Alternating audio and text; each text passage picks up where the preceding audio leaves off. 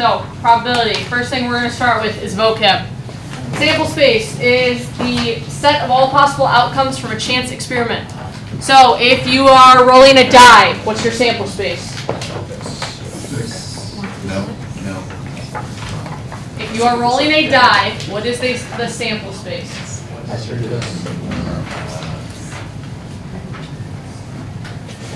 What could happen when you roll a die? Okay, I'll just tell you. 1, 2, 3, 4, 5, 6. What if it's more than a 6-sided die though? What's the sample space for a 6-sided die? Okay, but the sample space is not 6. I'm not asking you how many outcomes there are. I'm asking you what are the outcomes. An event is exactly what it sounds like. So rolling a 1, rolling an even, rolling an odd.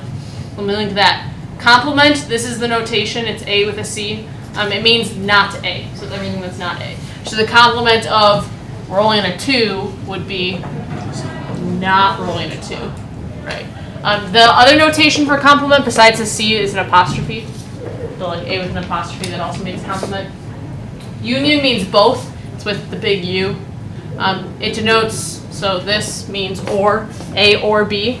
Please remember that A or B is all the events in A, all the events in B, and the ones that are in both. You know what I'm saying? No? No idea what I'm talking about?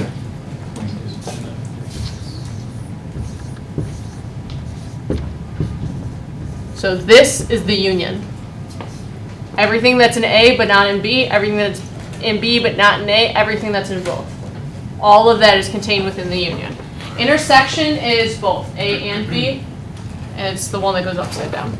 So kind of like an N. This would be the intersection right in there. Disjoint or mutually exclusive are two events that can't happen at the same time. Can you guys give me an example? Being a boy and a girl. Being a boy and a girl? Oh. Sure, we'll go with that one. Sorry. Okay, so being a boy and a girl. How hard are you trying? Venn diagram, you guys know, right? Yes? Yeah. Okay. Wait, But that's what then- you just did. Right. Yeah. Venn diagrams we didn't use a whole lot in class, but they are actually a very good way to answer probability questions. So specifically some that might be on the multiple choice, it might be good to use a Venn diagram to answer those. I think sometimes we're like, oh, I learned that in elementary school, it's not that important, but they actually are very useful. Okay, do you remember the approaches to probability? No? Okay, great. Classic approach sees probability as an event. Every event has to be equally likely. So in the classic probability approach, each outcome is equally likely. The way you calculate the probability is you count the number of outcomes in total, count the number that you're interested, and divide. Yeah, so that's classic probability. Relative frequency, that's when you actually carry out an experiment. So if I want to know what's the probability of flipping a heads on a coin, I'm going to flip the coin 1,000 times.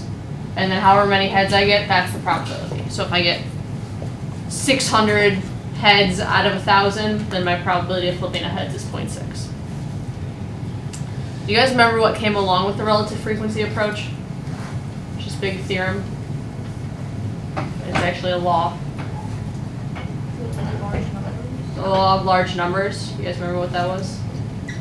The more you do the experiment, the closer you get to the actual. The more trials you have, the closer you get to the true probability. So something like if I flip a coin 10 times versus 1,000,000 times, which one am I going to get closer to 0.5 for the probability of heads? 1,000,000. Yeah, that's the law of large numbers. So that's what we just talked about. Okay, 4 properties in probability. The probability of any event has to be between 0 and 1. If you have the sample space is S, then the probability of being in that sample space is 1. If 2 events are disjoint, then the probability of them happening at the same time is 0. For any event, the probability of E and then the probability of the complement is 1. So the probability of the complement is 1 minus the probability of an event. Okay, more stuff. That's the addition rule. So the probability of A or B is the probability of A. Add the probability of B minus the probability of A and B. Why do I have to subtract the probability of A and B if it's contained within A or B? So in other words, why am I subtracting this if it's contained within here? So when you add A and B here, you would add A and B second time if that was. Yeah, do you remember the idea about how this is counted twice? So it's counted here and here, so if I subtract it once, it's still there? Yeah? Okay. Conditional probability, so this means the probability of A given that B has already happened. It's probability of A and B happening over B, so it's over what's given. You have to remember that the second one is the one that's given.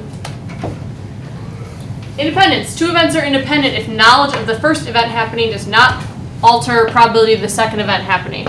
So for example, probability of A given B is equal to the probability of A. So I told you that B happened, it didn't change the probability of A happening. With me? Remember this? Or the way to check is the probability of A and B is equal to the probability of A times the probability of B. That's something that we used a lot. You have to remember that that is not a general rule though. That is only the rule if the events are independent.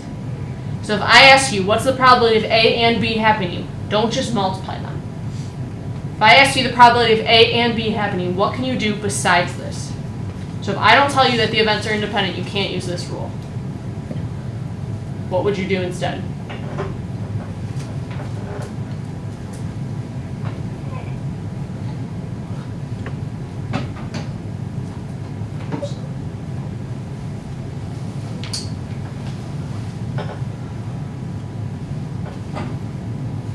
You would use one of these rules. Both of these rules have the probability of A and B in them. So you go back and use one of these. Don't use this rule all the time, only if the events are independent. Okay, we also talked about sampling with and without replacement. So we talked about, maybe during review even, that if your sample size is less than 5% of the population size, sampling with and without replacement are about the same. Here's an example of a tree diagram. So just the general reminders. This is some event, so D, this is the complement. These two branches have to add to 1. After this branch, you then get conditional probability. So these are both on the condition of D. So D was probably some disease, I think. So this is like testing positive and testing negative, given you have the disease. These have to add to be 1. These two are conditional probabilities also, given the branch that you went down. The horizontal branch is multiplying the previous two branches, and it becomes an AND. All 4 of these have to add to 1. You guys remember doing those? Yeah. Okay, last thing that was super random and just thrown in the probability chapter was simulation. So I asked you to design a simulation. This is for the relative frequency approach to probability. So an example where you can't actually calculate the probability and you have to carry out a simulation instead. First thing you have to do is define your digits. So most likely you're going to be using a table. So you have to remember that every person or every possibility gets the same number of digits. So if I have 100 people, I can't give the first person 1, and then another person 10, and then another person 100. It would have to be 0, 1, 0, 2, 0, 3, up to 10. Tell me where you're going to start it on the table. How are you going to record? So what are you looking for? I'm looking at every group of 2. I'm looking at groups of 3. I'm looking at 1 digit at a time. When are you going to stop? So I'm going to stop after I have chosen 10 or something like that. Are you using replacement or not? And then how are you going to use this to actually answer the original question? You have to make sure that you pay attention to the wording of the question as to whether or not they want you to describe a simulation versus actually carrying one out. If you are asked to describe one, it has to be specific enough so that I can follow you. Okay. That was probability.